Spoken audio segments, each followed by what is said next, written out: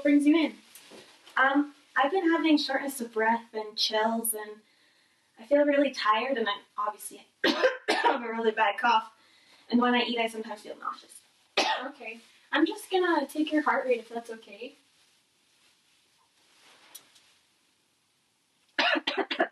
Oh wow, your heart rate seems to be up. Let me just feel your forehead.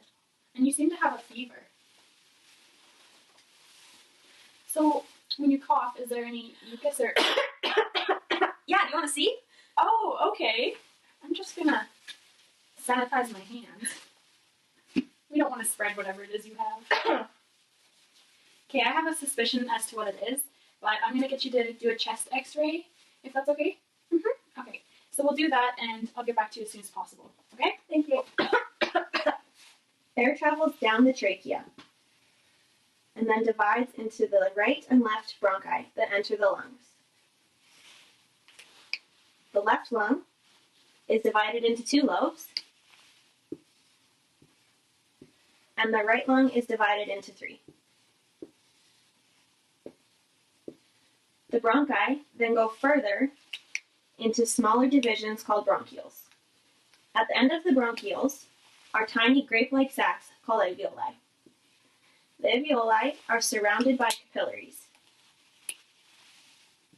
This is where gas exchange happens. Using simple diffusion across the respiratory membrane, O2 goes from the alveoli into the blood, and CO2 moves from the blood and enters the alveoli.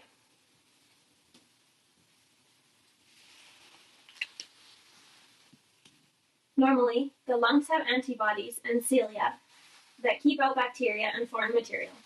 But with pneumonia, the body's defense mechanisms may be weak due to illness or age. This depresses the immune system response. Pneumonia can be acquired through aspiration or airborne means. Bacteria can often be found in healthy individuals, but will not cause infection because they are not immunocompromised. The bacteria that enters the alveoli triggers an inflammatory reaction which generates infectious fluid from dead microbes, dead antibodies, mucus, white blood cells, and fluid from surrounding blood vessels. This is why, when you cough, the mucus can look rusty, green, or tinged with blood.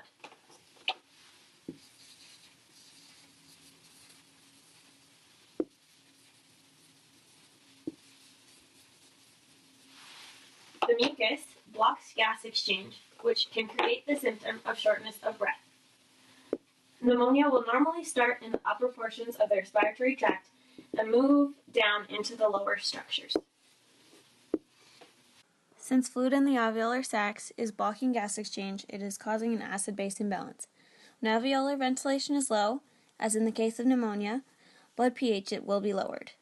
Changes in respiratory rate can have a great effect on blood pH as it changes the amount of carbonic acid in the blood, thus making pH lower. A patient with pneumonia will suffer from acidosis due to the fact that their blood has become more acidic because of increased amount of carbonic acid. A symptom of pneumonia is rapid breathing rate, because it quickly flushes out CO2, which reduces the amount of carbonic acid in the blood. This is to try and return to homeostasis and normal blood pH. In regards to the 3 key concepts, pneumonia affects homeostasis because the fluid in the alveolar sacs is blocking gas exchange, thus affecting the amount of oxygen getting into body tissues, which leads to disruption in body functions. Not getting enough oxygen could lead to the symptom of fatigue.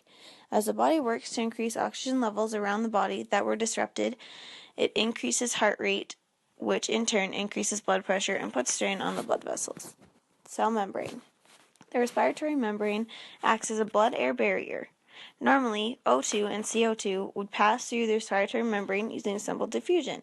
In pneumonia, the mucus in the alveoli lessens the ability of simple diffusion across the respiratory membrane. Proteins. During the infection, phagocytotic cells of the immune system digest bacterial products and release pyrogenic cytokines, which in turn signal the hypothalamus to raise body temperature, creating the symptom of fever. Hello. So we got your test results back, and you have bacterial pneumonia, which means I'm going to put you on some antibiotics, and it should clear up in a couple weeks. Okay, that sounds good. Here's your prescription. Thank you very much. You're welcome.